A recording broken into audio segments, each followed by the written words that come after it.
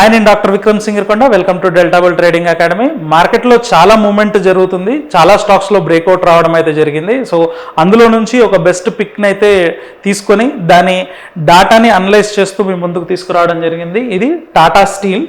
Tata steel చూసుకున్నట్లయితే ఇప్పుడు 164 దగ్గర ట్రేడ్ అవుతుంది ఈరోజు. సో 164 దగ్గర మనకి 160 call option, highest call option open ఇంట్రెస్ట్లో కనబడుతుంది. సో 160 కాల్ ఆప్షన్ అనేది హైయెస్ట్ ఓపెన్ ఇంట్రెస్ట్గా ఉంది అంటే 160 దాటి మార్కెట్ బయటికి వెళ్ళలేదు అని ఎక్కువ మంది దీని మీద బెట్ చేశారని అర్థం, కాల్ రైటర్స్.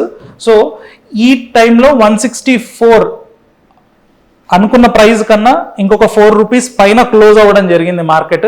సో దీనివల్ల మార్కెట్లో ఇంతకుముందు 160 ప్రైస్ దాటదు అని బెట్ చేసిన వాళ్ళు 164 వచ్చి క్లోజ్ అయింది కాబట్టి, స్ట్రాంగ్ క్లోజ్లో అయింది కాబట్టి ఇక్కడ నుంచి మార్కెట్లో నుంచి బయటికి వెళ్ళిపోవడానికి ట్రై చేశారనుకోండి. అంటే ఇప్పుడు ఏదైనా ఒక కాంట్రాక్ట్ మనం కొన్నాము, ఈ కాంట్రాక్ట్ కొన్నాము అంటే ప్రైస్ పెరిగితే మనం లాభపడతాము, ప్రైస్ పడిపోతే మనకి నష్టం వస్తుంది. ఇప్పుడు ఈ కాంట్రాక్ట్ని నేను క్లోజ్ చేయాలి అంటే దీన్ని సెల్ చేయాలి. ఇది అందరికీ క్లియర్ కదా, ఇది అందరికీ తెలిసిందే. కొన్నాము ఒక కాంట్రాక్ట్, 140 దగ్గర కొన్నాము లేదా 160 దగ్గర కొన్నాను, 164 దగ్గర నేను ప్రాఫిట్ బుక్ చేయాలి అంటే ఈ కాంట్రాక్ట్ని క్లోజ్ చేయాలి. క్లోజ్ చేయడం అంటే బై చేసింది సెల్ చేయడం. అదేవిధంగా ఫ్యూచర్స్లో అండ్ ఆప్షన్స్లో ఇంకొకటి ఏముంటుందంటే, మన దగ్గర కాంట్రాక్ట్ లేకపోయినప్పటికీ అమ్మొచ్చు. ఫస్ట్ సెల్ చేసి, అంటే షార్ట్ సెల్లింగ్ అంటారు ఇది. షార్ట్ సెల్ చేసినప్పుడు మార్కెట్ పడిపోతే మనకు ప్రాఫిట్ వస్తుంది, పెరిగితే లాస్ వస్తుంది. ఎందుకంటే మనం ఇక్కడ బై చేసినప్పుడు పెరిగితే ప్రాఫిట్ వచ్చినట్టు, సెల్ చేసినప్పుడు పెరిగితే లాస్ వస్తుంది. సో ఇది నేను రాంగ్ అయ్యాను అని తెలిసినప్పుడు నేను కాంట్రాక్ట్ క్లోజ్ చేయాలి అంటే నేను దాన్ని బై చేయాలి కదా. మన దగ్గర లేని కాంట్రాక్ట్ని షార్ట్ సెల్ చేసి మార్కెట్లో బేరిష్ బయాస్తో ఉన్నప్పుడు అది నా వ్యూకి ఆపోజిట్గా వెళ్తుంది అంటే నా కాంట్రాక్ట్ని క్లోజ్ చేయాలి, బై చేయాలి. అప్పుడు నేను ఈ కాంట్రాక్ట్లో నుంచి ఎగ్జిట్ అయ్యి లాస్ బుక్ చేసుకోవడం జరుగుతుంది.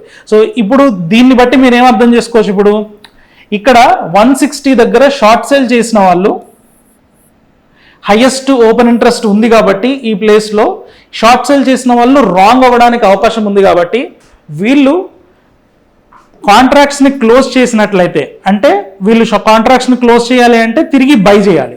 సో అలా తిరిగి బై చేసినప్పుడు ఏమవుతుందంటే, ఆల్రెడీ వీళ్ళు లాస్లో ఉన్నారు కాబట్టి ప్యానిక్ బయింగ్ జరిగినప్పుడు ఆల్రెడీ ఉన్న మూమెంట్ కన్నా ఇంకా ఎక్కువ హై మూమెంటం వచ్చి మార్కెట్ ఇంకొంచెం ర్యాలీ ఎక్కువ దూరం వెళ్ళడానికి అవకాశం ఉంటుంది. సో ఇది ఈ స్టాక్లో జరుగుతుందా లేదా అనడానికి మనం ఫ్యూచర్స్ డేటాను బేస్ చేసుకొని అవకాశం ఎంత ఉందనేది మనం అంచనా వేయొచ్చు. ఇది ఖచ్చితంగా 100% ఫుల్ ప్రూఫ్ అంటే ఖచ్చితంగా కాదు.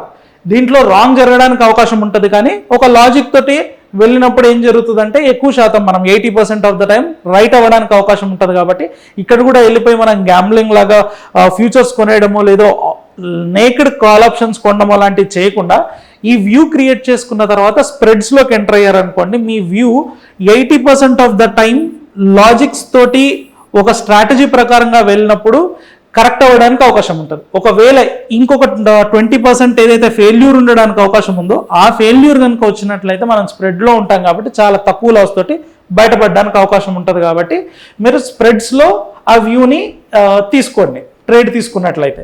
సో ఇప్పుడు ఫ్యూచర్స్ డేటా చూసుకున్నట్లయితే లాస్ట్ మంత్ మనకి కంటిన్యూస్గా ఇక్కడ షార్ట్స్ బిల్డ్ అవ్వడం అయితే జరిగింది. అంటే షార్ట్స్ బిల్డ్ అవుతున్నాయని ఎప్పుడు అంటాము, ప్రైస్ పడిపోతూ ఓపెన్ ఇంట్రెస్ట్ పెరిగినప్పుడు. సో ఇక్కడ ప్రైస్ పడిపోతూ హ్యూజ్గా ఓపెన్ ఇంట్రెస్ట్ పెరిగింది కంటిన్యూస్గా. లాస్ట్ ఫ్యూ డేస్ ఆఫ్ ముందు మంత్, ప్రీవియస్ మంత్ కంటిన్యూస్గా పెరిగింది కాబట్టి దీన్ని షార్ట్స్ బిల్డ్ అయ్యాయి.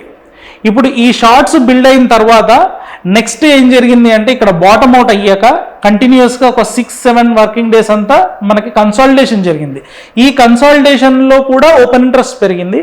కానీ ఇక్కడ పెరిగిన ఓపెన్ ఇంట్రెస్ట్ ఎటువైపు పెరిగింది, లాంగ్స్ బిల్డ్ అయ్యాయా షార్ట్స్ బిల్డ్ అయ్యాయా అనేది కన్సాలిడేషన్ జరుగుతున్నప్పుడు చెప్పడానికి అవ్వదు. ఎందుకు అంటే by definition price and open interest రెండింటిని కంబైన్ చేసుకునే అది లాంగ్సా షార్ట్సా లేకపోతే షార్ట్ కవరింగ్సా లాంగ్ అన్వైండింగ్సా అనేది డిసైడ్ చేయబడుతుంది. సో ఇక్కడ ప్రైజ్ అంటూ ఎటు డైరెక్షన్ మూమెంట్ లేకుండా ఓపెన్ ఇంట్రెస్ట్ పెరిగింది కాబట్టి ఇక్కడ లాంగ్స్ బిల్డ్ అయ్యాయా షార్ట్స్ బిల్డ్ అయ్యాయా తెలియదు, కానీ ప్రీవియస్గా మాత్రం ఖచ్చితంగా షార్ట్స్ ఉన్నాయి మార్కెట్లో. ఇప్పుడు బ్రేక్అవుట్ జరిగింది. లాస్ట్ 2 వర్కింగ్ డేస్ నుంచి ప్రైస్ అప్ మూవ్ జరిగింది. ఈ ప్రైస్ అప్ మూవ్ జరిగేప్పుడు మనకి ఇక్కడ ఏం కనబడుతుంది, ఓపెన్ ఇంట్రెస్ట్ పడిపోయింది.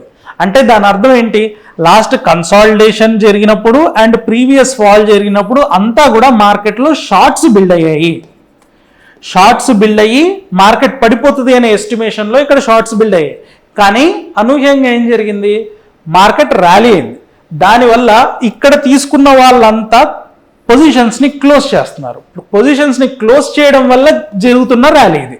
సో వన్స్ ఇక్కడ ఇప్పటి వరకు బిల్డ్ అయిన ఓపెన్ ఇంట్రెస్ట్ అంతా ఇప్పుడు ఈరోజు ఖాళీ అయిపోయింది. నెక్స్ట్ ఏం జరగడానికి అవకాశం ఉంది, ఇటువైపు ఉన్న వాళ్ళు డిస్ప్రూవ్ అయిపోయి బయటకు వచ్చారు కాబట్టి కొత్త డైరెక్షన్ ఎస్టాబ్లిష్ అయింది కాబట్టి హైయెస్ట్ ఓపెన్ ఇంట్రెస్ట్ దాటేసింది కాబట్టి ఇప్పుడు కొత్త లాంగ్స్ కనుక మార్కెట్లోకి వచ్చినట్లయితే, అంటే కొత్త లాంగ్స్ ఎప్పుడు చెప్తాము, ఈ ప్రైస్ ఇప్పుడు మూవ్ అవుతూ కిందికి పడిపోతుంది కదా, రేపు మళ్ళీ ప్రైస్ పెరుగుతున్నప్పుడు ఓపెన్ ఇంట్రెస్ట్ పెరుగుతుంది అనుకోండి ఇలాగా, అప్పుడు పాత బయాస్ అంతా పోయి కొత్తగా లాంగ్స్ మార్కెట్లోకి వచ్చాయని అర్థం.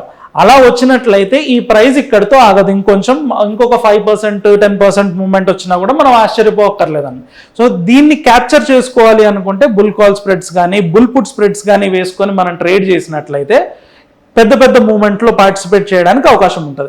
నేక్డ్ కాల్స్లో వెళ్ళి అగ్రెసివ్గా మార్కెట్లో పార్టిసిపేట్ చేసినట్లయితే ఇంతకు ముందు వచ్చినటువంటి మూవ్మెంట్స్ ఉన్నాయి కదా, ఇదే స్టాక్లో మీరు చూసుకోండి, ప్రీవియస్గా హై మూవ్మెంట్ వచ్చేసి మళ్ళీ కింద పడిపోవడం, అంటే డోజీస్ ఇలాంటి స్పిన్నింగ్ టాప్స్ లాంటి క్యాండిల్స్ ఫామ్ అయ్యాయి అనుకోండి, హ్యూజ్ లాస్ రావడానికి కూడా అవకాశం ఉంటుంది. కాబట్టి మీరు ఇందులో పార్టిసిపేట్ చేసినట్లయితే బుల్ కాల్ స్ప్రెడ్స్ లేదంటే బుల్ పుట్ స్ప్రెడ్స్ వేసి ఇందులో పార్టిసిపేట్ చేసి మంచి ప్రాఫిట్ తీసుకోవడానికి అవకాశం ఉంటుంది. సో మళ్ళీ ఇలాంటి అనలిటికల్ వీడియోతో నెక్స్ట్ వీడియోలో కలుసుకుందాం. Thank you.